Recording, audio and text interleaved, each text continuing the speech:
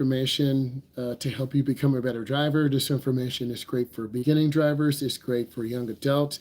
Let's go ahead and break this down. All right, guys, I'm going to go ahead and get started. I'm going to go ahead and end this, and let's go over this right now. So the classroom accuracy was 66%. Question 6 was tough. Question 8 was the longest question. 81% of you finished. So let's go ahead and view this. And then I'll open the chat up too, and you can put some questions in as I go over this. Okay, so this is really important to remember as you're going through your maturation process. Which 2 days of the week do most young driver fatal car crashes occur? This is Friday and Saturday. 16 of you got this right. Friday, you've been working all week, you're tired, football games, basketball games, and you should enjoy. And if you're under 30, you're going to be going out. You're going to hang out with your friends. But unfortunately, there are a lot of people out there who should not be driving. They're not fit to drive. They're under the influence, and it's really dangerous. So you really, really be careful. Don't be scared to go out, but just be careful. Next question. The percentage of young male drivers involved in fatal car crashes is higher than females. Males tend to drive more aggressive, much faster, and as a result, they're putting their lives at risk, okay?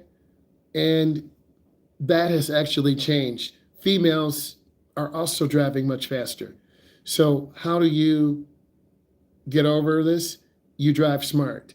You make good decisions. And 5 of you picked the wrong answer. Again, I'm giving you your future 3 months ahead of time. And this should make you a better driver to give you knowledge. Put questions in as we go along. Which of the following is the self-imposed anxiety related to aggressive driving? Being late. The number one thing I want you to remind yourself is do not drive fast. Try not to leave late. Try to be early to school. Try to be early to your work. Try to be early going home. Don't leave late because you're going to speed. You're going to run a light. You're going to get sloppy in your driving. And right around 23 or 24, you should have a good driving record. I say should. So being late is the biggest thing, and that's going to make you drive really fast. Next, research indicates that young drivers' brains is not fully developed to what age? It is 25. It's not 18.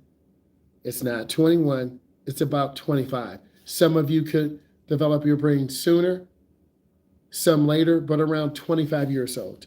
They did clinical research. They cut a young person's brain open. So right around 25, you're going to stop doing dumb, crazy stuff. You're going to start listening to your parents, making good decisions, not driving fast. But by that time, the damage could be done. So you got to really look ahead if you want to live to be 21, 25, 27. Please put questions in as we go along. I need those questions in. For every 500 miles driven, the average driver has at least one near collision. So every 500 miles. And a lot of you won't get to 500 miles maybe 6 months, 8 months. And that question is on your test too. So because you don't drive a lot. So the more you drive, you will be exposed to more near misses, but also you're going to learn to become a better driver. So if you don't drive, you could increase your odds of having more accidents. But if you do drive, eventually you'll reverse that trend because you're going to learn to spot dangers. And that's what I need you to do. BAC stands for blood alcohol content, okay? So that's what that stands for. And we have very strict laws.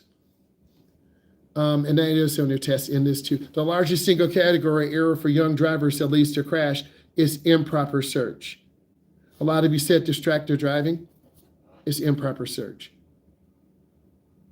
So you're not looking around. You see cars, but you don't see the danger, kind of like a level 1, level 2, level 3.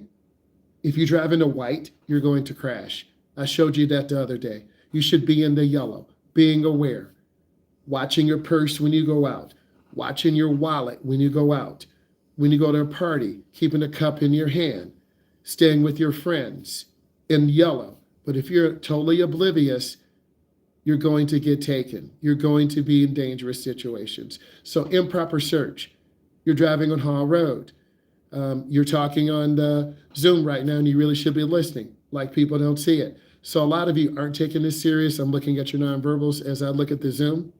So if you're serious, you really pay attention. But distracted driving, that's the easy answer, but it's improper search. That's why between your 15th and 17th birthday, you should be driving in the winter, the summer, the fall, rain, snow. And if you don't drive, you won't have experience.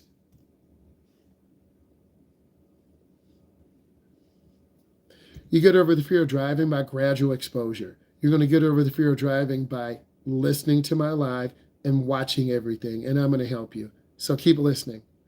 You get over the fear of driving by gradual exposure. Example, my segment 2 was this week. I had 17-year-olds. I had almost 18-year-olds. If you don't drive and your mom and dad are scared to take you out, you will never get your license because you have to have 50 hours and be 16. And if you're trying to rush and get your hours, you're going to crash. You're going to scare your mom and dad. So you should really, to get your 30 hours in 3 months, it's an hour and a half per week. If your parent can't make time for you an hour and a half per week, you'll never get your 30 hours. I'll say it again. In order to get 30 hours in 3 months, it's an hour and a half per week. You can't get all your hours in one day. It's got to be over 3 calendar months. If you must leave the roadway at a high rate of speed, you should search for an open zone. That was one of the questions in our segment 1. You never want to hit a tree. You never want to hit something that's hard. Always look for an open zone. Which of the following is not a principle of controlling the consequence of a crash? This one did not print out right. I do apologize for that. Sometimes the AI doesn't print it out right. It's not perfect. Quizzy is a new platform.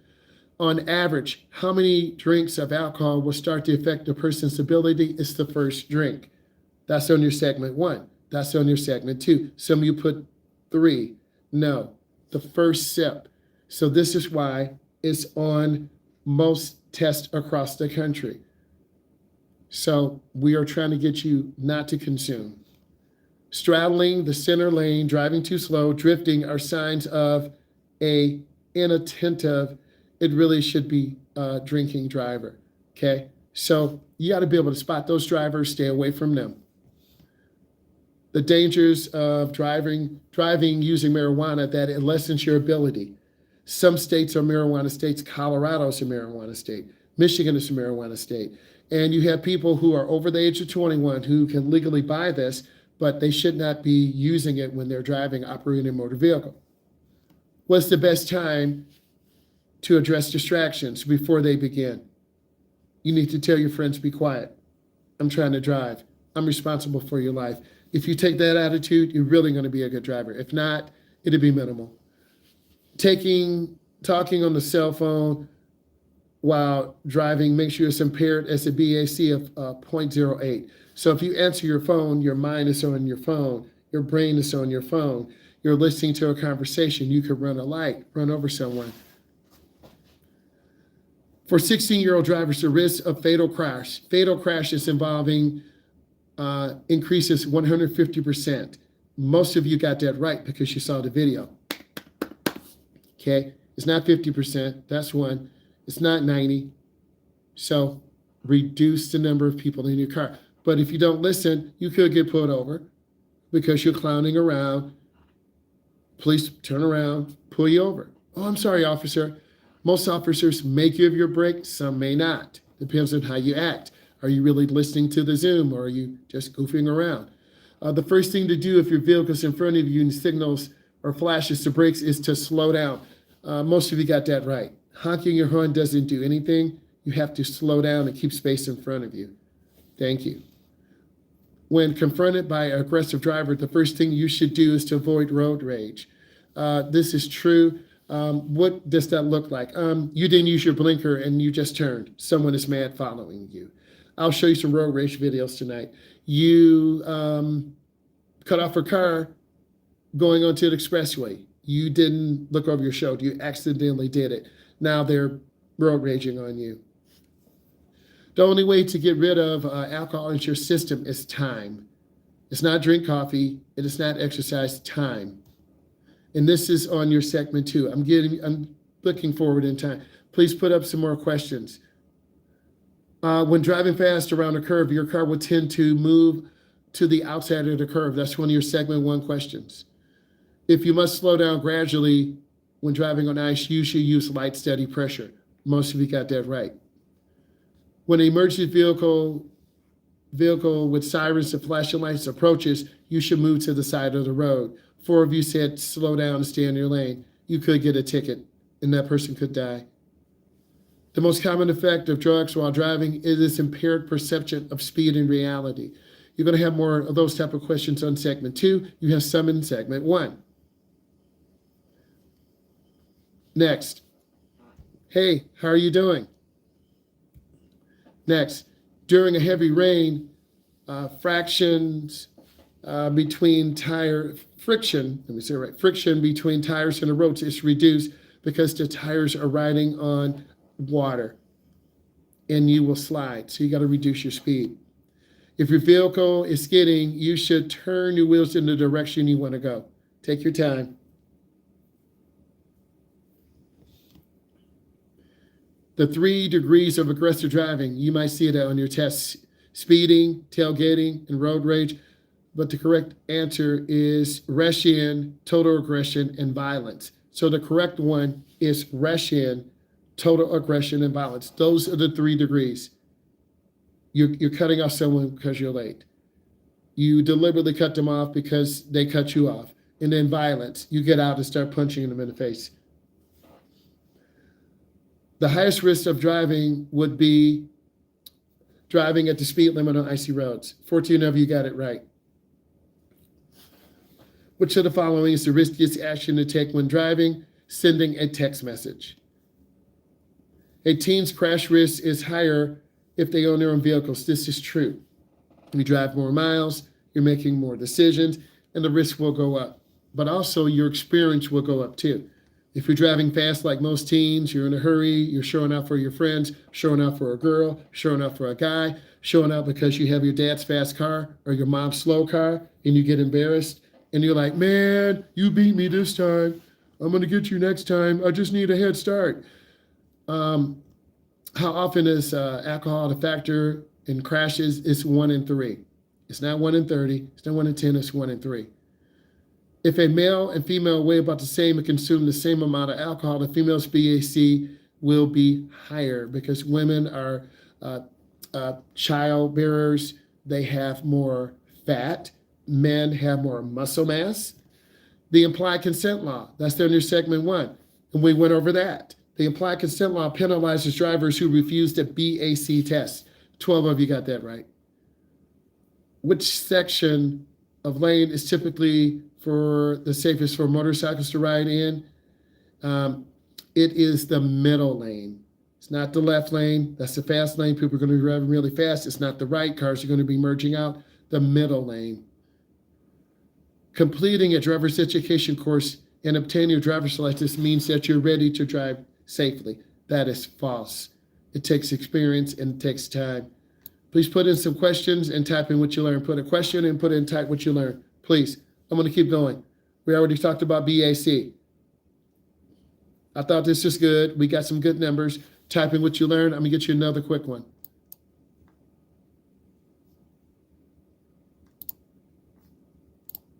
Again, type in what you learned and type in a question. This is your future in 3 months. But remember, a lot of you won't be here in 3 months because of football, because of a personal family situation, or you couldn't take segment 2 in 3 months. So you really want to try to plan your next 3 months.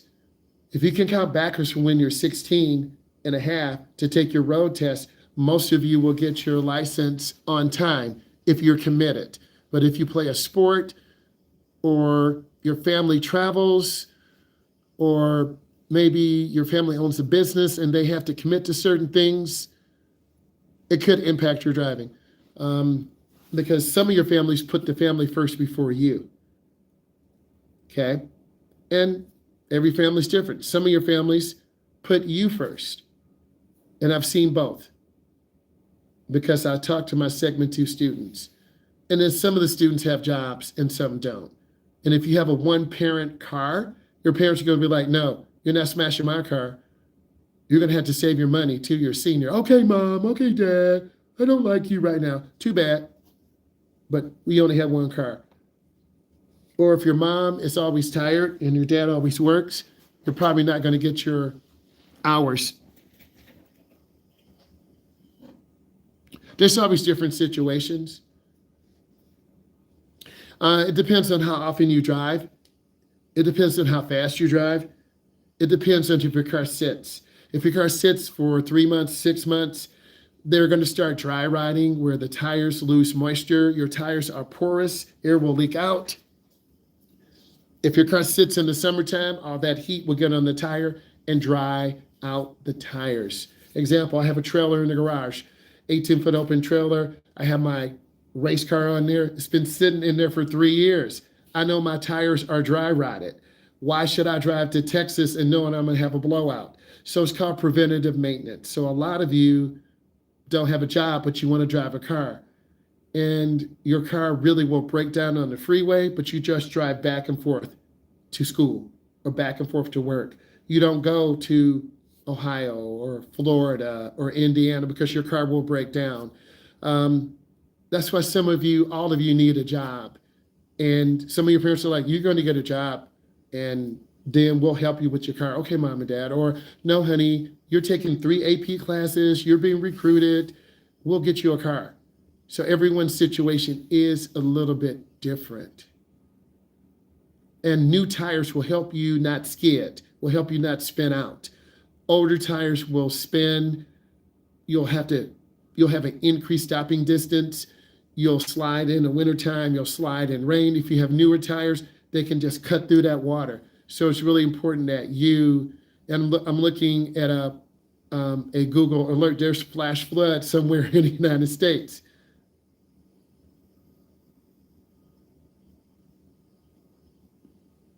How tired do you have to be before you don't drive? Nora, great question. Anytime you feel tired, it's too late.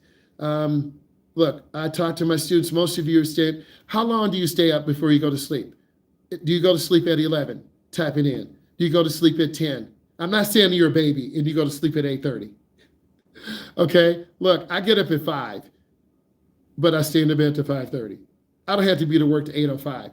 But I need at least an hour with traffic. So I just want to see, when do you go to bed? Is it 10? Is it 11? Is it 12? Is it 11:30, 11:40? And you're going to be on your phone for another 10 or 15 minutes. Just be honest. What time do you go to bed? And then I'll tell you the answer. Okay? I go to sleep about 12 o'clock. I go to sleep about 12 o'clock. Okay, this is in the morning. I go to sleep at 12 o'clock. Sometime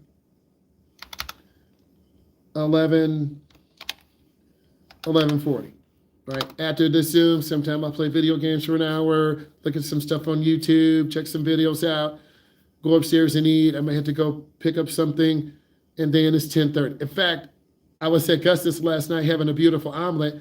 I didn't get home till like almost 12. My wife said, you're married. What are you doing? I'm like, because I had my segment 2. I was tired. I wanted to have a nice meal. So I was hanging out watching ladies basketball on TV. So I go to bed 12, sometime 11:40, 10:30, 12, 11 or 2. No, are you staying up to 2? Girl. Here's the thing, because I'll like come upstairs around 11:30. Right. And then I'll read for a little bit. And then we'll turn off the lights. But then me and my sister will like be talking, and then we can't stop. So that's why. I'm not mad. We got a dog. She's in there. you know, the TV's on 10, 11, 10, 10:30, 10, 12. So yeah, and then most of you are on your phone. So that's real. All right, give me 1 second here. Let me share screen again. Mr. Brian, what Yeah, you need to adjust your camera so we can see you. Your screen's dark. You also need to stop talking offline. Otherwise, we'll remove you from the class. Thank you.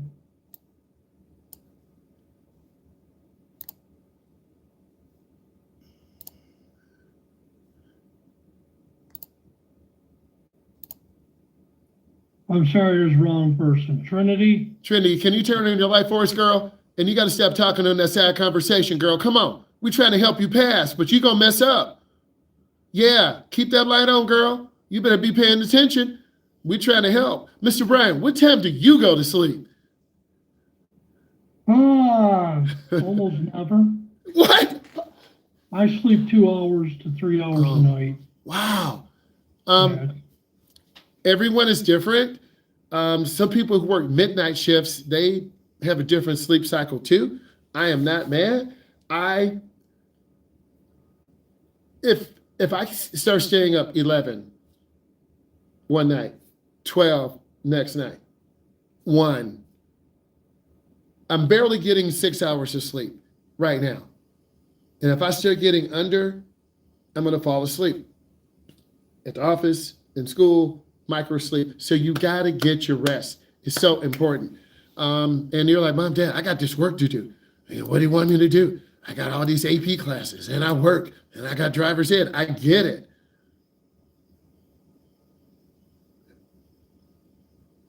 Okay, I'm going to keep going. Implied consent, we talked about that. All right. You should have typed in what you learned. Give me 1 more second. I'm trying to get you. There's a video I want to show you on winter driving, road signs. We're doing good on time. We got a little less than an hour. I want to keep going. Give me 1 more second.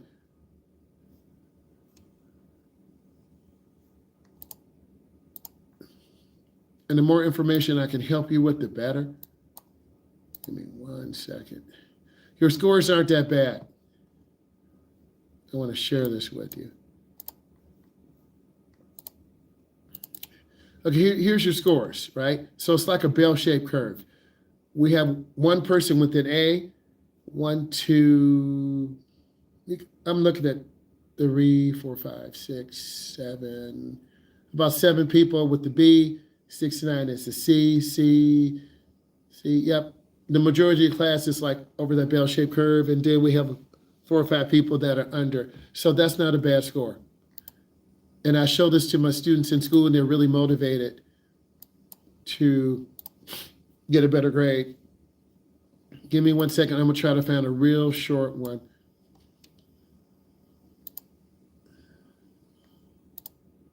I'm trying to give you some. What? Hold on.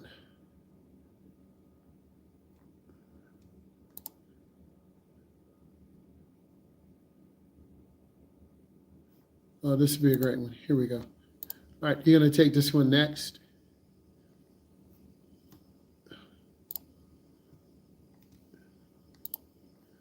Okay, I need you to join my quiz.com. Go ahead and get started on this one. Then I'll put you in. Guys, we're going a lot of vital information to make you better drivers. And the more you learn, the better you're going to be. And when you manifest studying, really learning how to drive, and you have an instructor who wants to help you, who's pouring truth into you, who's helping you learn how to drive, who's going over test prep, that's what I'm about. I'm trying to really help you do a good job and do well. You know, we're talking about sleep. You got to get your rest.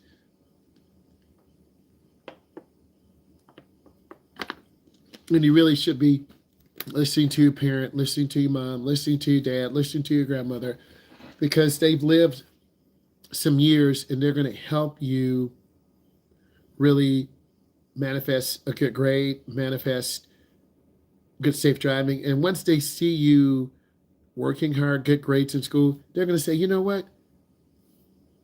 Grandma stopped driving. You got to buy her a car. She'll give it to you for $500. We know you've been saving your money. We'll help you fix it. Or your uncle got a new car. It just needs some tires. Save your money up. You can get your uncle's car. Really? So you just want an opportunity to drive.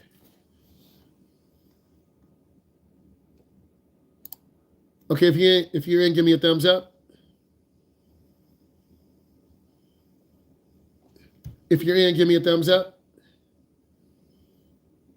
Okay, let's see. Trinity, do you in? I need all of you to get in this. Let me hold on. I'm trying to get in. Okay, hold on one second. Okay. All right. Nora, can you see the Quizzy screen? Let's see. All right, try to get in. I want to go ahead and get this started so we can keep the energy going. And Trinity, the number will be up there. All right, good luck.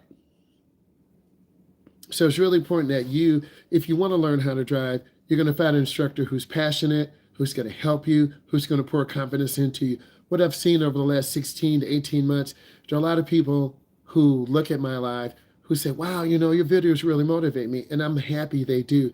You can reach out to me. There's a link. I have a stand store. You can set up a coaching call with me. I have digital products that are available for you to purchase. That's the next step. And everyone is different. Some people are 16 to 18. Some people are 18 to 24. Some people are 24 to 34. Some people are 34 to 44. Everyone's a little bit different. And once you find a good instructor and you make time, you will learn how to drive, and you'll have to stop relying on someone. Right around 16 for me, I knew my mom and dad weren't going to help me drive, and I knew that I had to work or I wasn't going to have a car through high school and going to college. I did not want to have to catch the bus, right, or walk or ride my bike because I didn't want to do that, right? And a lot of people just aren't motivated to drive. And how do you deal with those people? You encourage them. They need to get their license. They need to get their permit. You need to have a good driving coach. Your parents, once they hit about 25, 27, 30, those are the prime years. They're trying to go to work, come home, rest, eat, take a shower, go to sleep, wake up, get dressed, eat, drive to work. It is a grind. But I remember, and I'm still working. I'm still grinding. I remember, you know, that young, excited feeling, and you see slow people driving, you just drive around them. Today is different. There's road rage. People are very reckless. People aren't patient.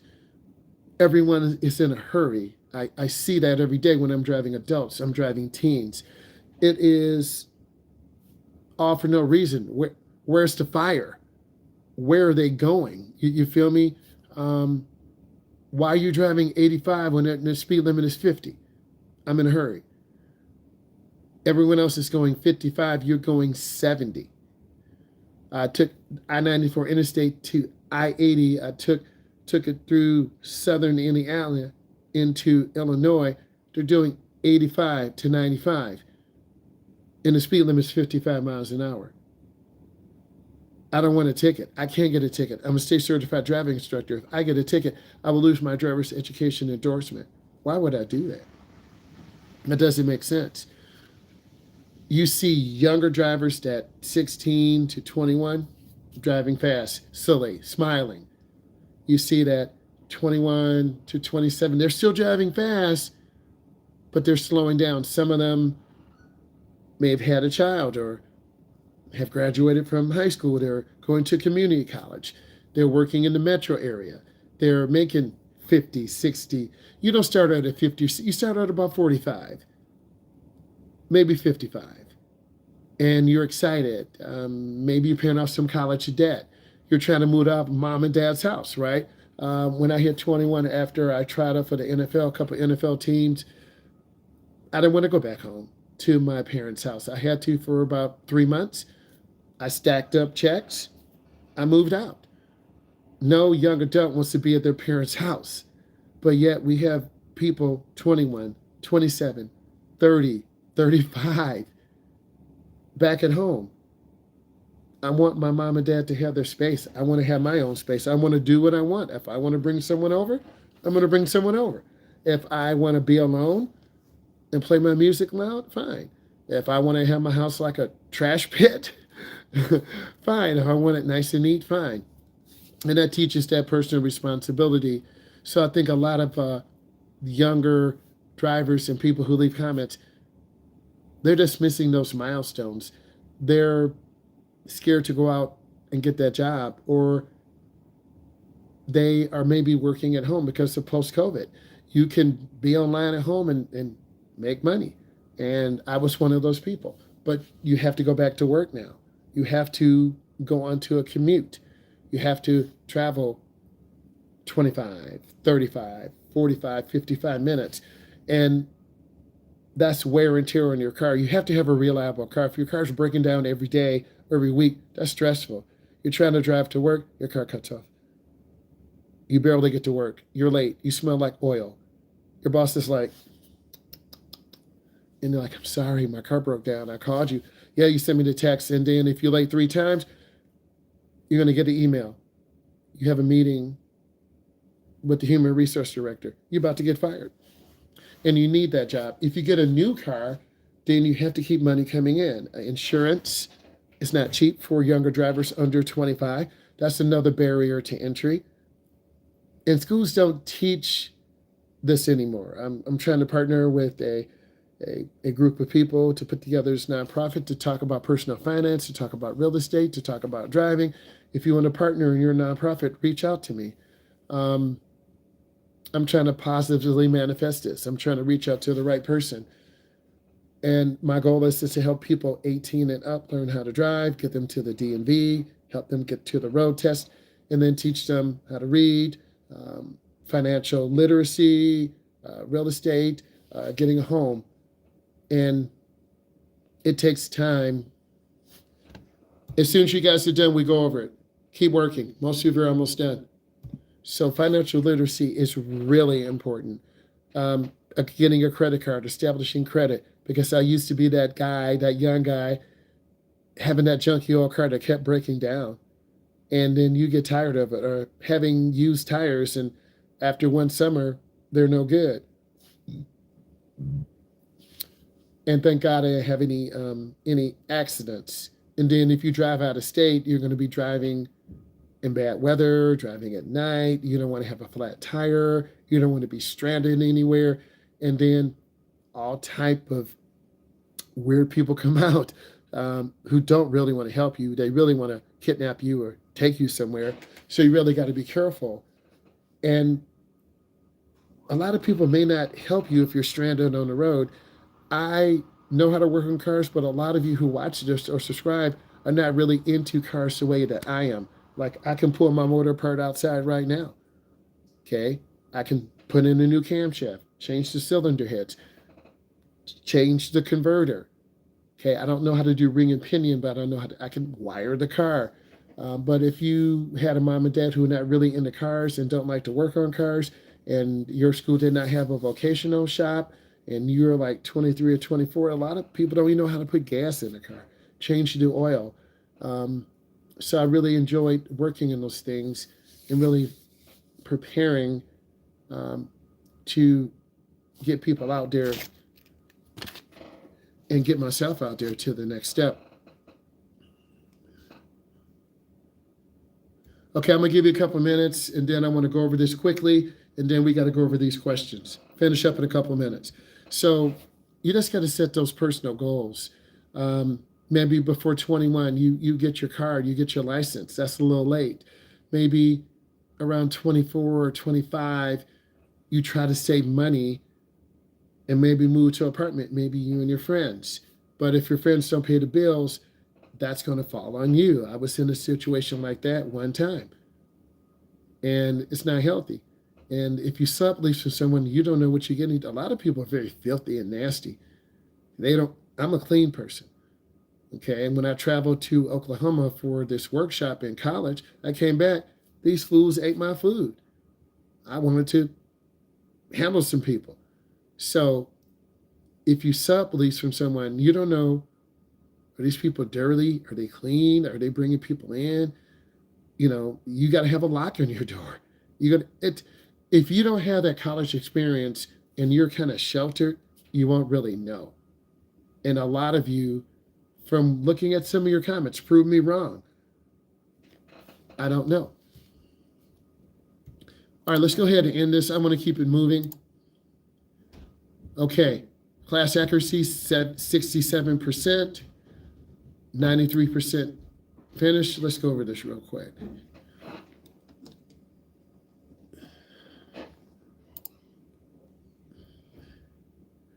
Who is a resident? You must be a resident. It could be Michigan or Texas or Florida. You must establish that you are legally present in the state. Okay, let's pretend we went to Texas right now. You want to get your Texas license. We have to be a resident. Under state law, can the Secretary of State issue an original operator's license card to someone who is not a legal resident? It is no. Driver's education, and this varies from state to state. All of these are correct. In driver's education, you must be at least 14.8. You must have the permission of your guardian or your parent to take driver's ed. Segment 1 requires at least 24 hours of class. You have to have 6 hours behind the wheel. In New York, you can't get your license until you're 18. And you need to have 4 hours of observation. Most of you got it right. 4 of you got it partially right. We keep going. Same one.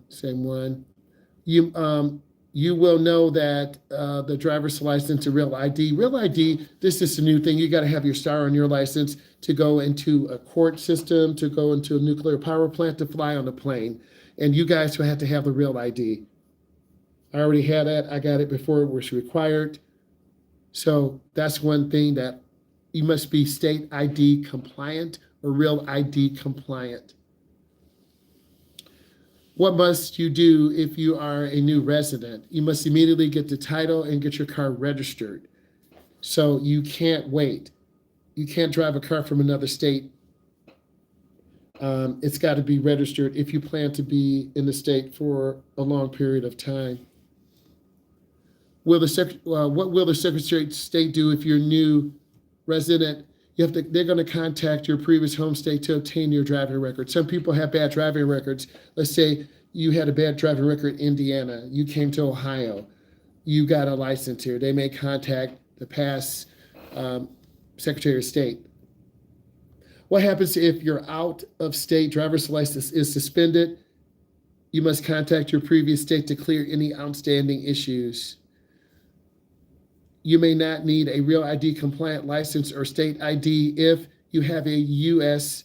passport and do not fly. So there's some other things that they're looking for.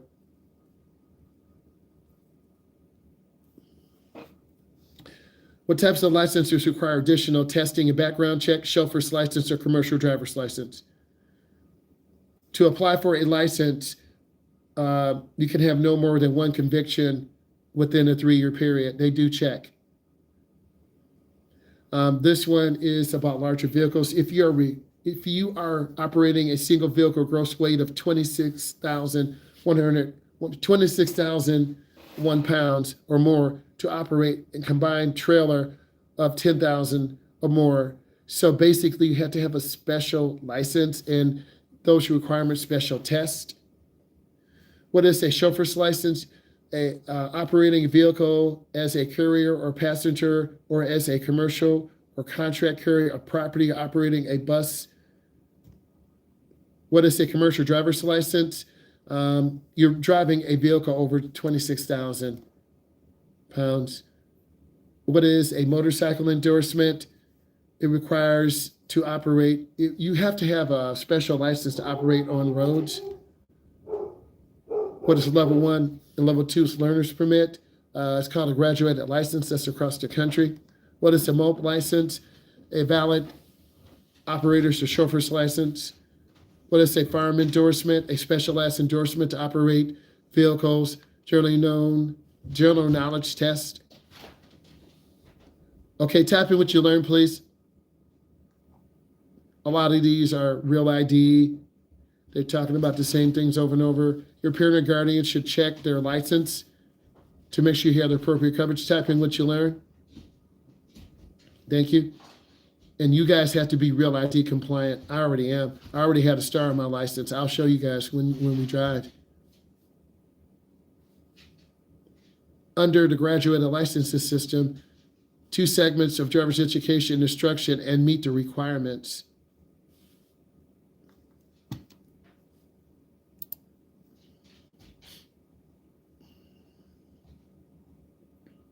I'm gonna go over the first 20 of worksheet 4, and then I'm gonna call on someone else. So put in what you learned, and I think you have some good general knowledge about licenses.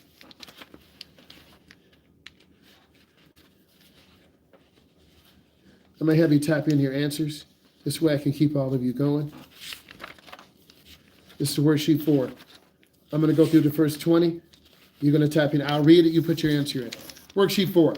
When approaching loose gravel on roads, you should reduce your speed. Type in your answer, please. Number 2, I'm going to read the question. You type in the answer. Number 2, which of the following does not apply when driving on gravel roads behind another vehicle? It is B, passing the vehicle. You got to really be careful. The loose gravel's kicking up. It's not really safe. Number 3, you are driving in a steady rain. A good indicator of blank can occur when a vehicle in front of you creates water splashes. The correct answer for that is B, hydroplaning. Hydro is water. Plane means to lift. Your car is riding on water. So you want to be careful of that. Next. When roads are slippery, you should avoid making fast what? Please put your answer in for number 4. It is A, fast stops and turns. Next, the best way to prevent skidding on slippery road surfaces is to what? Please put your answer in. I'm going to 20. Put your answer in. The best way to prevent skidding on slippery roads is to steer and brake smoothly and gradually. Number 6, put your answer in. Primary problem associated with front wheel lockup when braking on a slick surface is the inability to, it is A, steer the vehicle. You lose that ability. So when you're driving, if you haven't learned common sense yet, and it rains and you oversteer or too aggressive, you're going to spin your vehicle out.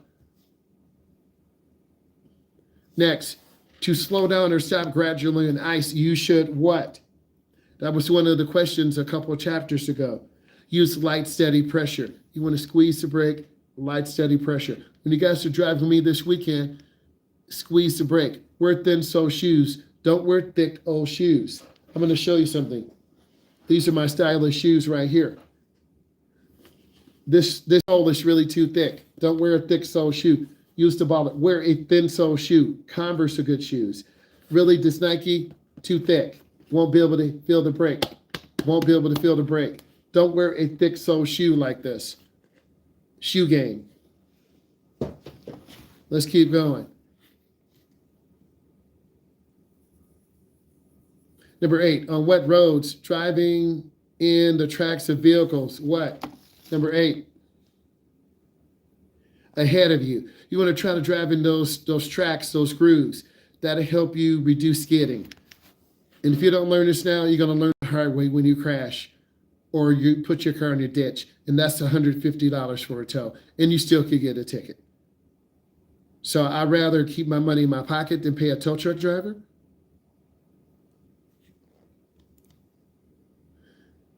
If your vehicle is skidding, you should do what? Just put your answer in. If your vehicle is skidding, you should do what? Turn your wheels in the direction you want to go. In a rear wheel power skid, your vehicle's rear tires, B, are spinning. If your vehicle begins to lose traction, you should slow down gradually and not apply brakes. Put your answer in.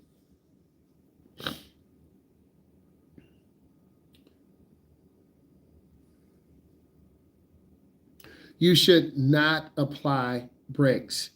If your vehicle loses traction, you should slowly and gradually not apply the brakes because you're skidding. You want to lift your foot, you want to reduce your speed. If you hit those brakes, you're going to skid even worse. So some of you are a little confused at that. Next, 13.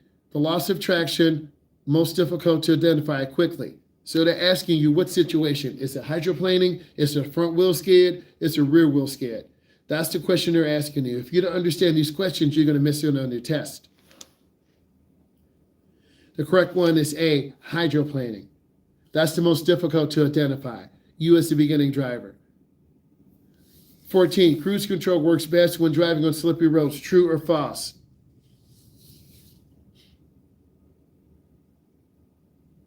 It is false. You should never be using cruise control on slippery roads. That's for clear, dry weather on the expressway. What is black ice? Type in your answer. What is black ice? All of you should be typing your answer in. What is black ice?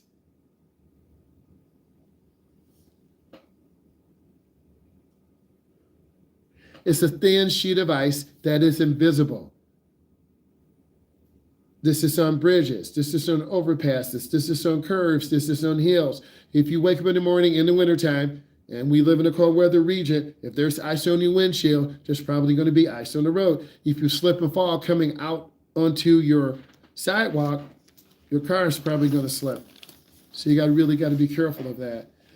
In a vehicle with anti-lock brakes, you are braking for an emergency stop. What do? It is B, apply full brakes. If you don't, the car will not stop. 17, in a front wheel power skid, which tires spin when you accelerate? It is A, the front. On freezing wet days, the roadway and bridges and overpasses are most likely to hide what?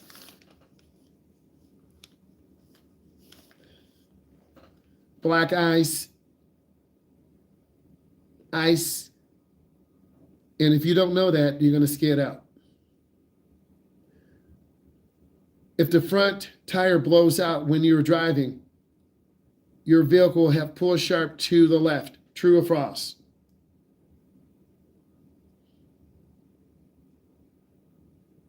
It is true. Last one, then I'm free and I'm calling on someone else. When driving at 50 miles an hour, your left rear tire blows out. You're driving at 50. Left rear tire blows out. Pow! The first reaction should be to handle the blowout like a skid. True or false?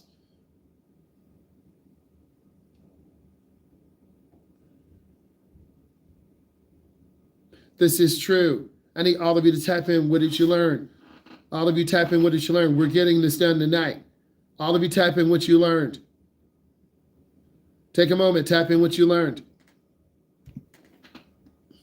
Guys, this is a great session, and I hope this is helpful for all of you. I'll be looking at some of the analytics over the next couple of weeks to see if people are really watching this. This is something I really want to continue. If you enjoy this, you need to be subscribing. You need to be looking at all my videos, and you need to communicate to me. I think this brings some value, and I think you want to learn about driving, and this is an actual class session that I share to help prepare you. So I want to say thank you. Look at all my videos and subscribe to my channel. Hit that subscribe button. Smash that bell notification. Bye, guys.